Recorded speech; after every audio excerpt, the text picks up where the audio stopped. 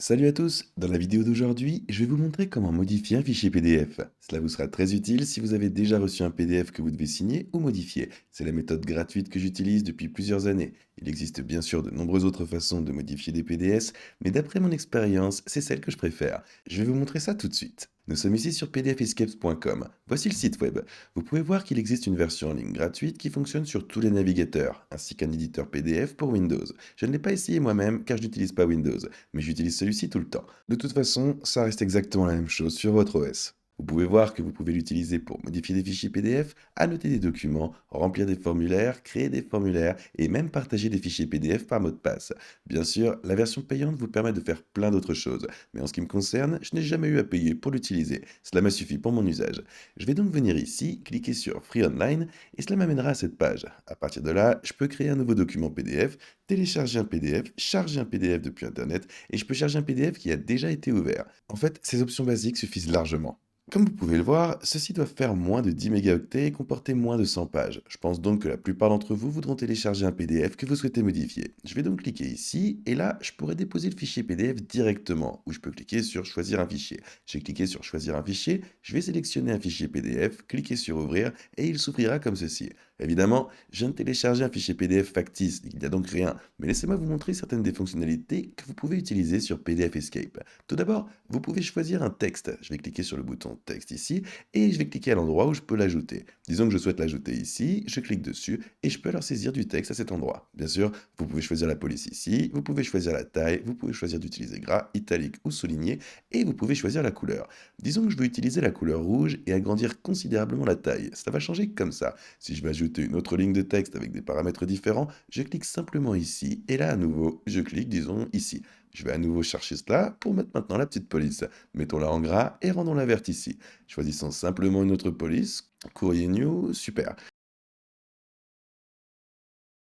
Voilà comment ajouter du texte. Vous pouvez également ajouter une image si vous le souhaitez, et vous pouvez même ajouter un lien, ce qui peu de gens le savent. Je clique dessus et je vais ici. Je peux mettre l'URL. Disons que nous voulons aller sur Google, et je clique sur OK, et ça va le créer ici. Le reader aura juste besoin de cliquer dessus. Autre chose que j'aime beaucoup, c'est que je peux utiliser un correcteur.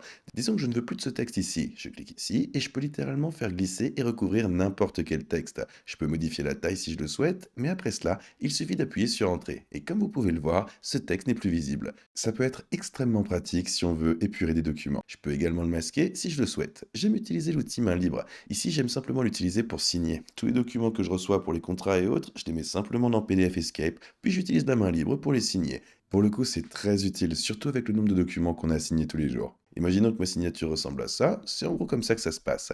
Si vous voulez créer des PDF, vous pouvez créer un champ de formulaire si vous le souhaitez.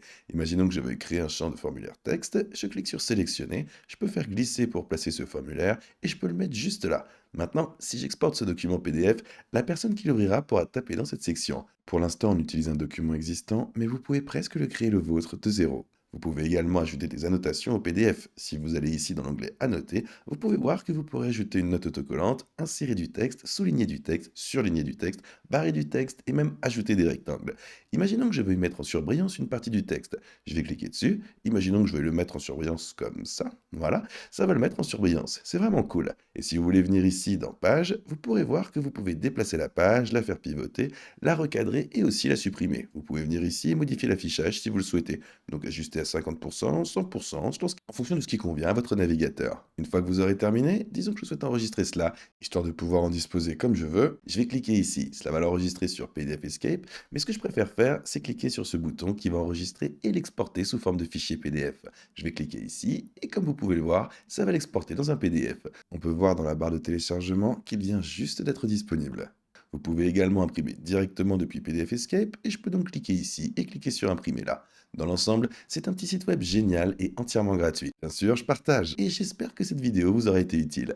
Merci d'avoir regardé ce petit tuto rapide et si vous avez des questions, n'oubliez pas de liker et de vous abonner si vous souhaitez voir d'autres vidéos comme celle-ci. Sur cette chaîne, nous proposons une multitude de guides et de tutos gratuits destinés à aider les entrepreneurs. Merci à vous pour votre temps, on se voit dans la prochaine vidéo.